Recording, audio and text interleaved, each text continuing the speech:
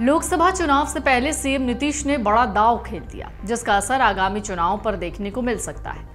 गांधी जयंती पर बिहार की सरकार ने जाति आधारित जनगणना के आंकड़े जारी कर दिए। इसके बाद से ही नीतीश कुमार सुर्खियों में हैं और उनकी तुलना कर्पूरी ठाकुर और वीपी सिंह से होने लग गई। माना जा रहा है बिहार में जाति आधारित जनगणना के आंकड़े जारी करके नीतीश कुमार अपने बड़े भाई कहे जाने वाले लालू यादव से भी आगे निकल गए। ऐसे में सवाल उठता है कि नीतीश कुमार का ये दांव 2024 में कितना कारगर साबित होगा। क्या है कर्पूरी फॉर्मूला? क्या कहते हैं बिहार में जातिगत जनगणना के आंकड़े? लालू यादव से कैसे नीतीश कुमार आगे निकल गए? क्या लोकसभा चुनाव के लिए नीतीश ने एजेंडा सेट कर दिया है? इसके साथ ही आपको इस रिपोर्ट में हम बताएंगे कि जाति जनगणना पर पीएम मोदी और गिरिराज ने क्या कुछ कहा है।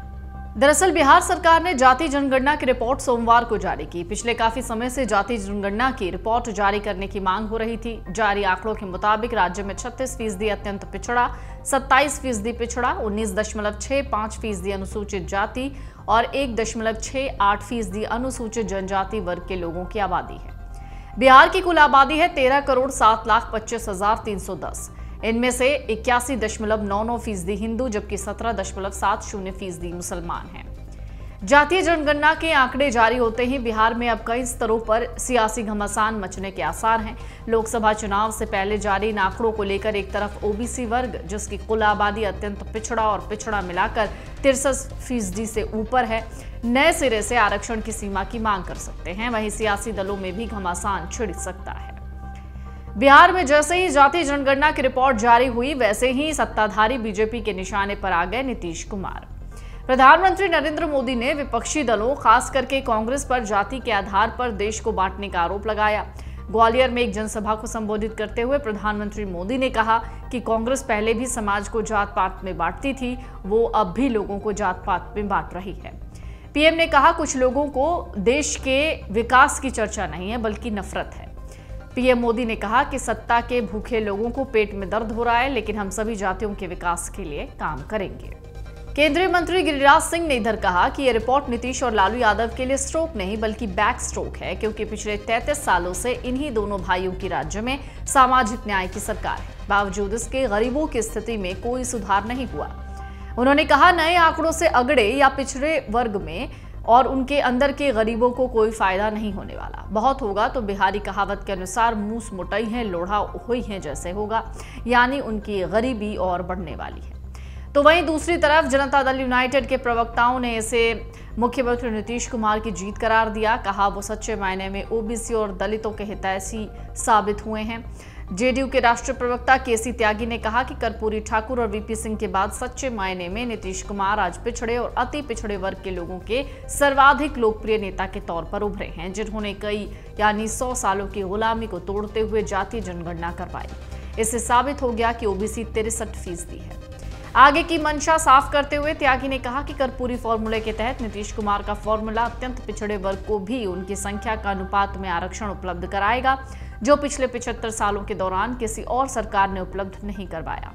उन्होंने कहा आने वाले चुनाव में नीतीश कुमार देश भर में घूम घूम कर जातीय जनगणना की वकालत करेंगे, लोगों को समझाएंगे कि शोषितों, वंचितों और उनकी अपनी संख्या जानने का अधिकार है। तो क्या है कर्पूरी फॉर्मूला? कर्पूरी ठाकुर जब जून 1977 यानी दूसरी बार बिहार के मुख्यमंत्री बने, तब उन्होंने 78 में बिहार में लागू कुल आरक्षण में से 12% अति पिछड़ों और 8% पिछड़ों के लिए निर्धारित किया। आरक्षण के इस प्रावधान यानी कोटे के अंदर कोटा को कर्पूरी फॉर्मूला कहते हैं।